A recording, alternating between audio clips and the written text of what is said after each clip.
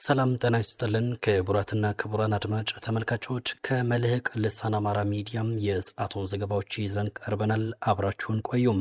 የአጼ ዘርዓ ያዕቆብ አንደኛ ኮር ናደው ክፍለ ጦር ለወራት ያሰለጠናቸውን አዲስ ምልምል የፋኖ ኮማንዶ ሰልጣኞችን በደማቅ ሁኔታ አስመርቋል። የአፋብን ሸዋ ጠቅላይ ግዛት አሳምነው እዝ ስር የሚገኘው የአጼ ዘርዓ ያዕቆብ አንደኛ ኮር ናደው ክፍለ ጦር ለወራት ያህል ሲሰጥ የቆየውን ጠንካራም የንድፈ ሐሳብና የተግባር ስልጠና ሲከታተሉ የቆዩ አዲስ ምልምል የኮማንዶ ሰልጣኞችን በደማቅ ሁኔታ አስመርቋል። በዚሁ የምረቃ ስነ ስርዓት ላይ የእዝና የኮር ከፍተኛ አመራሮችም ጥሪ የተደረገላቸው የክብር እንግዶች እንዲሁም የአካባቢው የቀበሌና የክላስተር አመራሮች ተገኝተዋል። የዕለቱ መርሃ ግብር የተጀመረው በተመራቂ ሰራዊት አባላት የክብር ሰላምታና ወታደራዊ ሰልፍ በማሳየት ነው። ተመራቂዎቹ በስልጠና ወቅት ያገኟቸውን የአካል ብቃት፣ የትዕዛዝ አቀባበል፣ የአሰራር ዲሲፕሊን እንዲሁም ልዩ ልዩ ታክቲክና ክህሎቶችን የሚያሳዩ ትርኢቶችን ለታዳሚው አቀርበዋል። በዕለቱ የእዙ ከፍተኛ አመራር አርበኛም ዳዊት ቀጸላ ባደረጉት ንግግር የምረቃ ፕሮግራሙ የጽናት የዲሲፕሊንና የመስዋዕትነት ውጤት መሆኑን ገልጸው ተመራቂዎች በስልጠና ወቅት ያሳዩት ወታደራዊ ክህሎት የተጣለባቸውን ታሪካዊ አደራ ለመሸከም ዝግጁ መሆናቸውን ያረጋገጡበት ነው ተብሏል። አክለውም ሰራዊቱ ህዝቡን እንደ አይኑ ብሌን እንዲጠብቅና የተሰዉ ጀግኖችን አደራ እንዲያስቀጥል ጥሪ አቅርበዋል። በሰራዊቱ ምረቃ መርሃ ግብር ላይ የተገኙት የሸዋ ጠቅላይ ግዛት አሳምነው እዝ ስልጠና መምሪያ ኃላፊ አርበኛ 50 አለቃ እሸቱ ኃይለ ሚካኤል በበኩላቸው ዲሲፕሊን፣ ታማኝነትና ለህዝብና ለዓላማ በጽናት መቆም የሰራዊታችን ዋና መሰረት ናቸው ሲሉ ተናግረዋል። የኮር ዋና መሪ አርበኛም ኢዮብ ለማ በበኩላቸው የሰራዊቱ ጥንካሬ በህዝብ ደጋፊነትና በህብረት ላይ የተመሰረተ መሆኑን በማስገንዘብ ተመራቂዎቹ እስከ መጨረሻው የድል ግብ ድረስ ትግሉን አጠናክረው እንዲቀጥሉ ለተመራቂ ሰራዊት አባላት መልእክታቸውን አስተላልፈዋል። በስልጠና ወቅት በዲሲፕሊን፣ በስልጠና ውጤት፣ በአካል ብቃትና በትዕዛዝ አፈጻጸም ከፍተኛ ውጤት ላስመዘገቡ ተመራቂ ሰልጣኞችና አሰልጣኞች ታላቅ የምስጋናና የክብር ዕውቅና ተሰጥቷቸዋል።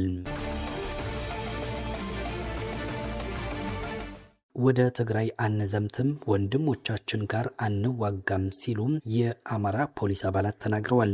ወደ ትግራይ አንዘምትም፣ ወደ ወንድሞቻችንም ከዚህ በኋላ አንተኩስም ያሉ የመቅደላ ወረዳ የጸጥታ መዋቅር አመራሮች ቀን በቀን ከካምፕ እየከዱ እየጠፉ ናቸው ተብሏል።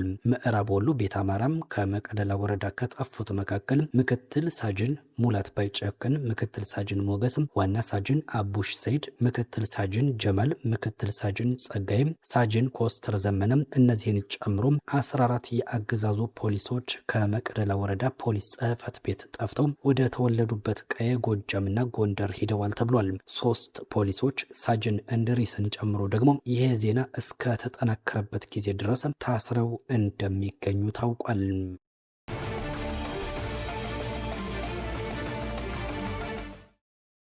ማህበረሰቡ ከፋኖ ጋር በመቀናጀት ሌቦችና ዘራፊዎች ላይ እርምጃ እየወሰደ ነው ተብሏል። የአማራ ፋኖ ብሔራዊ ንቅናቄ ጎንደር ጠቅላይ ግዛት በላይ እዝ 204ኛም አስቻለው ደሴ ኮር በዛሬው ዕለት ከአጊሳ ሰለማያ ቋሊሳ እንዲሁም ከቋሊሳ አጊሳ ሰለማያ ማህበረሰቡ ለገበያ እንዲሁም ለተለያዩ ግንኙነቶች እንቅስቃሴ ለማድረግ አስቸግረው የነበሩ ሌቦች እርምጃ እንደተወሰደባቸው ታውቋል። ዛሬ ያንን የለመደ ጸረ ህዝብ ተግባራቸው ለመፈጸም ገበያ የሚሄደውን ማህበረሰብ ለዝርፊያም ቃብቲያ የተባለ ቦታ ላይ ዝርፊያ ሲፈጽሙ ማህበረሰቡ ከእቴጌ ጣይቱ ክፍለ ጦር አሃድ ፋኖ ጋር በቅንጅትም በዘራፊዎቹ ላይ እርምጃ እንደወሰደ ታውቋል።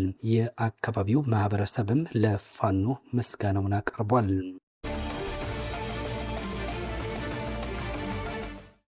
አባትና ልጅን ጨምሮ 6 የአገዛዙ ወታደሮች ጀብደኛውን 34ኛ ክፍለ ጦርን ተቀላቅለዋል።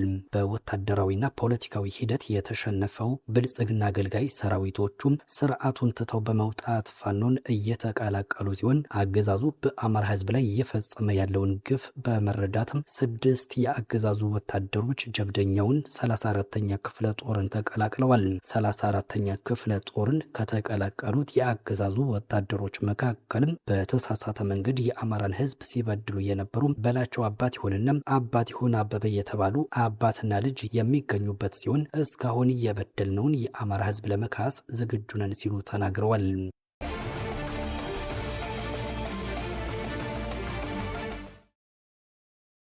የአማራ ፋኖ ብሔራዊ ንቅናቄም በብሔራዊ የምክክር ኮሚሽን ጉባኤ ላይ ተቃውሞውን አቀርበዋል።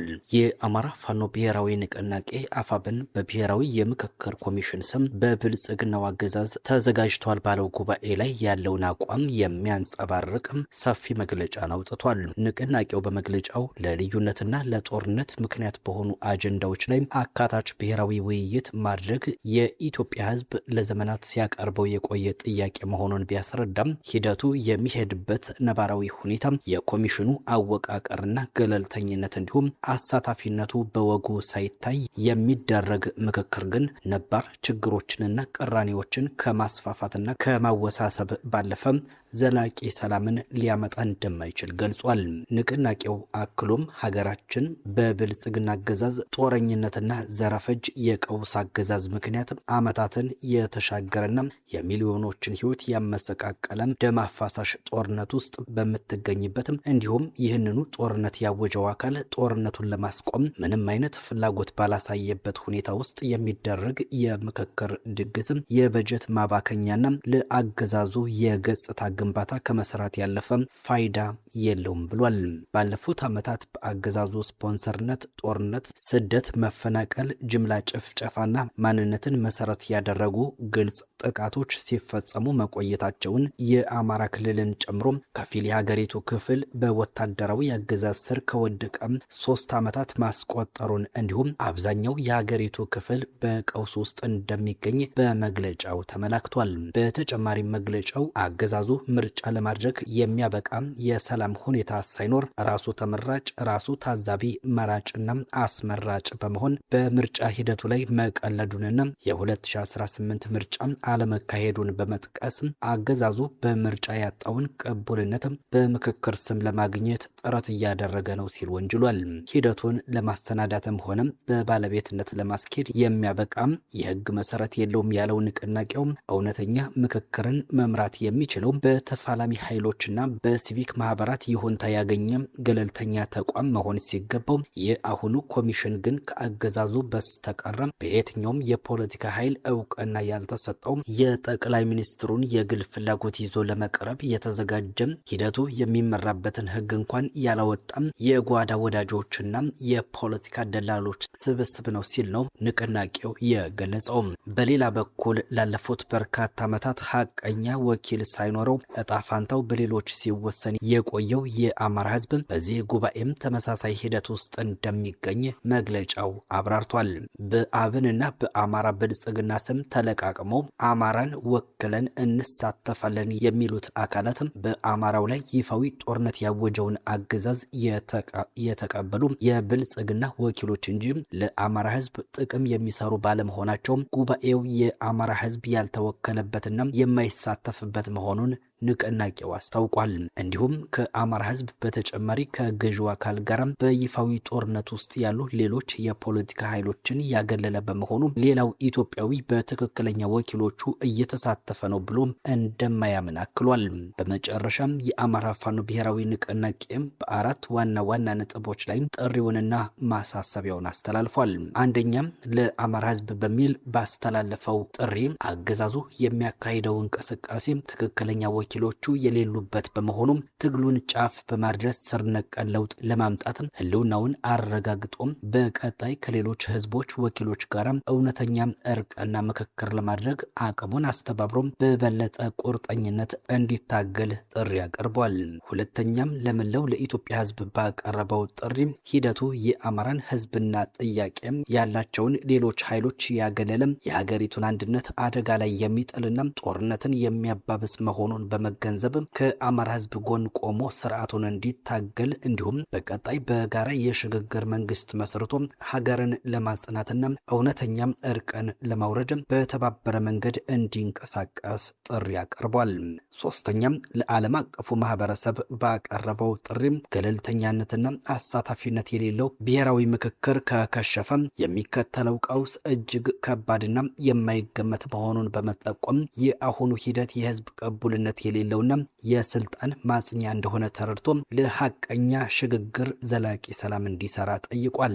አራተኛም የአማራ ህዝብ ወኪል ነን ለሚሉ ተሳታፊዎች በሚል ባቀረበው ጥሪ ተገቢው ህዝባዊ ውክልና ሳይኖራቸው በብሔራዊ ምክክር ስም በሚካሄደው የብልጽግና ጉባኤ በመሳተፍ ከሚፈጸም ታሪካዊ ስህተት እንዲታቀቡ እያሳሰበም ይህንን ማሳሰቢያ ችላ ብለው በሚያደርጉት እንቅስቃሴም የአማራን ህዝብ ጥያቄዎች ለማዳፈን ለሚያደርጉት ያልተገባ ተግባር በህዝብና በታሪክ ፊት ሙሉ ኃላፊነት የሚወስዱ መሆኑን አስታውቋል። ክቡራን አድማጭ ተመልካቾች የሰዓቱ ዘገባዎቻችን የተከታተላችኋቸውን ይመስሉ ነበረም። ጤና ይስጥልን።